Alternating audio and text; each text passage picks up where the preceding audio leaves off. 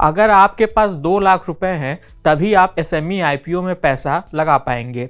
Securities and exchange board of India यानी सेबी ने कुछ ऐसे ही नए नियम लागू करने का प्रस्ताव रखा है। सेबी का मानना है कि इस कदम से छोटे निवेशक आईपीओ मार्केट से दूर हट जाएंगे और सिर्फ वही निवेशक बने रहेंगे जिनकी जोखिम उठाने की क्षमता अधिक होगी और उनके पास सही जानकारी होगी। सेबी ने और कौन कौन से नियम बदलने का प्रस्ताव रखा है, आइए जानते हैं। नमस्कार, मैं हूं विक्रांत और आप देख रहे हैं मनी कंट्रोल हिंदी। सेबी ने जो सबसे बड़ा प्रस्ताव रखा है वो यह है कि एसएमई आईपीओ में आवेदन की न्यूनतम राशि को अब 1 लाख रुपए से बढ़ाकर 2 लाख रुपए कर दिया जाना चाहिए। ऐसा इसलिए हो रहा है क्योंकि एसएमई आईपीओ में बोली लगाने वाले छोटे निवेशकों की संख्या में पिछले कुछ सालों के दौरान जबरदस्त तरीके से इजाफा देखने को मिला है। वित्त वर्ष 2022 में एक एसएमई आईपीओ को जहां औसतन 4 गुना सब्सक्रिप्शन मिलते थे, वहीं वित्त वर्ष 2024 में यह बढ़कर करीब 245 गुना पर पहुंच गया है। एसएमई आईपीओ के साथ दिक्कत यह होती है कि इनके बारे में बहुत ज़्यादा जानकारी उपलब्ध नहीं होती है। ऐसे में इनमें जोखिम ज़्यादा होते हैं। लिस्टिंग के बाद अगर मार्केट का सेंटीमेंट बदला तो छोटे निवेशक ऐसे शेयरों में काफ़ी लंबे समय के लिए फंस जाते हैं।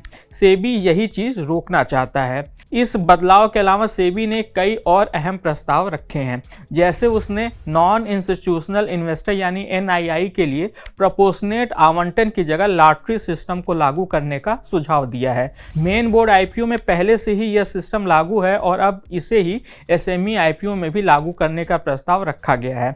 इससे शेयर आवंटन में निष्पक्षता आएगी और ओवर लेवरेजिंग को भी रोका जा सकेगा।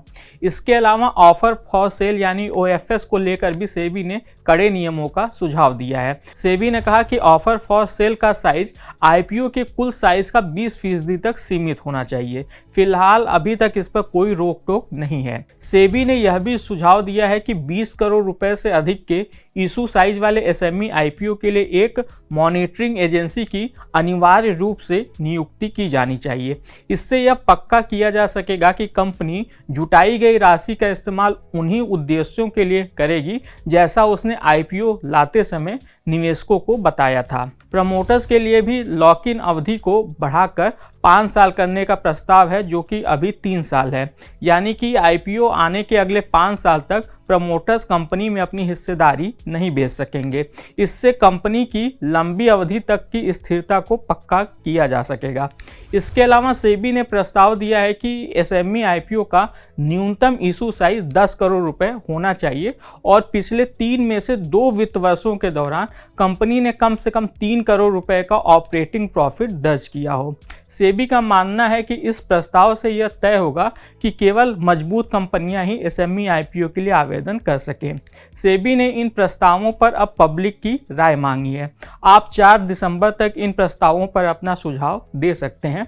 इसके बाद सेबी इन प्रस्तावों को अंतिम रूप देगा और इन्हें नियम के रूप में नोटिफाई करेगा। आज के इस खास वीडियो में बस इतना ही। आप सेबी के इन नए प्रस्तावों पर क्या सोचते हैं, हमें कमेंट कर जरूर बताइएगा। बिजनेस और स्टॉक मार्केट से जुड़ी ऐसी खबरों के लिए आप हमारी मनी कंट्रोल हिंदी की वेबसाइट को विजिट कर सकते हैं। इसके अलावा आप हमें यूट्यूब, फेसबुक, इंस्टाग्राम और एक्स यानी कि ट्विटर पर भी फॉलो कर सकते हैं। Thank you.